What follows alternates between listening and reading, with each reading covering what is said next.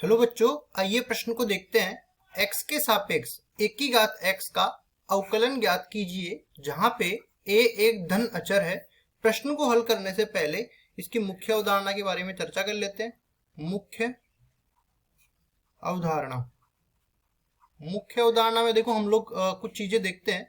पहली चीज, हमें अवकलन करना है x के सापेक्ष एक की घात x का। तो इसका हम लोग सीधा सूत्र भी जानते हैं, ये बराबर होता है एक की घात x गुणा में log a जिसका आधार a होता है। लेकिन ये सूत्र तो हमें याद ही रखना है, साथ ही साथ ये फॉर्मूला आया कहाँ से ये भी हमें पता करना है। तो अवकलज के लिए, प्रथम अवकलज परीक्षण के लिए हमारे पास सूत्र होता है प्रथम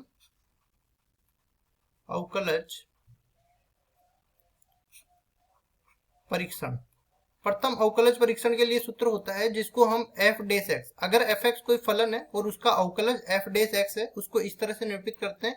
ये बराबर होता है लिमिट h अग्रसर है 0 की तरफ, और यहाँ पे आ जाएगा f(x प्लस h) माइनस में f(x) बटा में h। ठीक है, लिमिट के लिए कुछ सूत्र भी होते हैं अपने पास, उनको लिख देते हैं।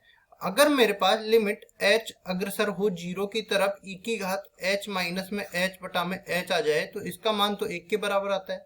लेकिन e की जगह अपने पास कोई और धन अचर आ जाए तो उसके लिए क्या होता है, देखो अगर लिमिट h अग्रसर हो 0 की तरफ और यहाँ पे e की घात h माइनस में 1 बटा में h आ जाए तो ये बराबर होता है log a जिसकी आधार है e। इस तरह से अपने पास ये सूत्र होते हैं।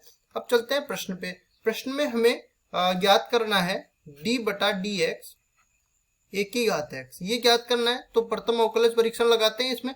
तो ये सीधा सूत्र है, लिमिट h अग्रसर है 0 की तरफ, यहाँ पे f(x) प्लस h रखेंगे तो जहां x है वहां पे x प्लस h आ जाएगा। तो ये बन जाएगा एक की घात x प्लस h माइनस में एक की घात x, f(x) है ना, और नीचे भाग लग रहा है h का।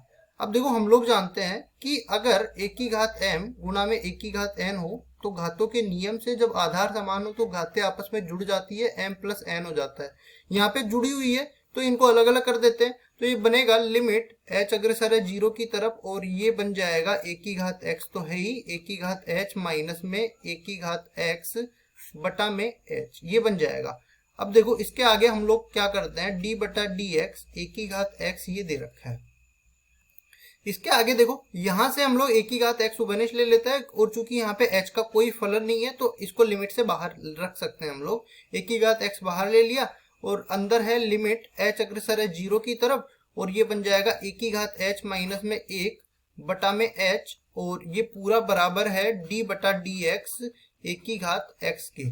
तो यहाँ से आप देख सकते हो कि इसका पूरे का मान हमने लिखा है, ये log a के बराबर आ रखा है। तो d बटा डी एक्स एक की घात x ये पूरा बराबर आ गया, एक की घात x तो पहले से है, और ये log जिसकी आधार e है log a के बराबर ये आ गया। और हमने पहले ही कहा था ये एक सीधा सूत्र भी होता है जिसका मान होता है एक की घात x का अवकलन बराबर में एक की घात x गुणा में log a जिसका आधार e है। तो ये अपना आ गया उत्तर। आशा करता हूँ ये सवाल आपको समझ में आया होगा। धन्यवाद।